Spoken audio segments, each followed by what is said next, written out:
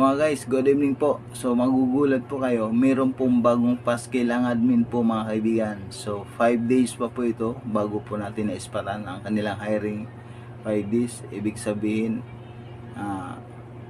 parang nasa October 18, 19, parang ganun po. So 5 days po nagpaskil po ang kanilang admin. So ang kanila pong admin po mga kaibigan, ang kanila pong pangalan ng company, Chosen Resources Incorporated, Chosen Canizares. Sa kanilang FB naman po, Chosen Canizares. Meron na naman po tayo bagong hiring mga kaibigan. Pero bago po tayo magpapatuloy, bago po natin tapusin po itong video na to, paki-like naman, paki-comment, saka paki-share to sa video na to. Paki-share naman po para po updated po kayo sa gagawin natin susunod na video. Yan po mga kaibigan. So tungkol po ito sa hiring. So mga guys, sana po nakatulong po itong video na to. So salamat po lang pala dun sa mga nag-like, nag-comment, saka nag-share sa ating video tungkol sa hiring. So ito mga guys, gugulatin ko lang po kayo mga guys Ops. So bago ang lahat, complete requirements po. So mga guys, uunahan ko na kayo. Libre barracks libre medical, libre medical. So kung ikaw po 35 po ang edad, so pataas, so magkakaroon lang po tayo ng ECG kung tatawagin kung ikaw po 35. So yun po. So ang kailangan po dito mga kaibigan, sa FB nila Chosen Resources Incorporated o kaya Chosen Canizares. So mga guys, so hindi na po natin papatagalin po ito. Ang hiring po nila mga kaibigan, magugulat po talaga kayo. So number 1 po, ang kanilang scaffolder mga kaibigan, 130 katao po ang kailangan po. O di ba? So magugulat na kayo.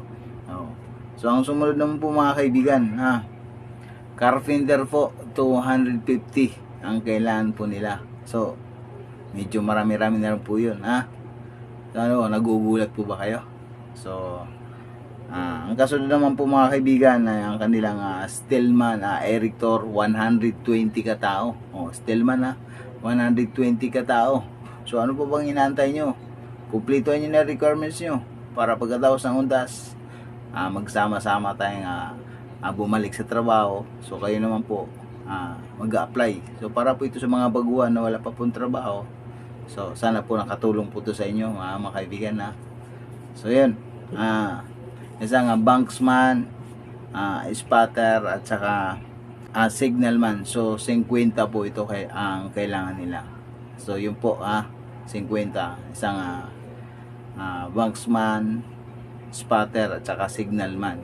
Siyempre taga-signal. 50 po ang kailangan, 50. Ngayon naman po dito po sa kanilang electrician helper. Electrician po helper. 10 po katao ang kailangan nila mga kaibigan. Yun. So dito naman po sa kanilang laborer, magugulat po kayo sa kanilang laborer. 220 po ang kailangan po nilang katao. Yun.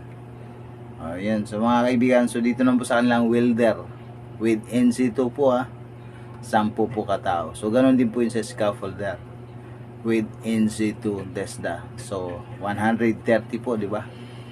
So sa kanilang rigger naman po with NC 1 din po, 10 din katao ang kailangan. Yun. So ang kanilang concretor 150 katao po. So sa kanila po leadman po 60 po ang kailangan. So sana po nakatulong po itong video na to. So paki-like naman po, paki-comment, saka paki-share po, paki-share para po makatulong tayo sa mga tao naghahanap ng trabaho na wala pa pong trabaho.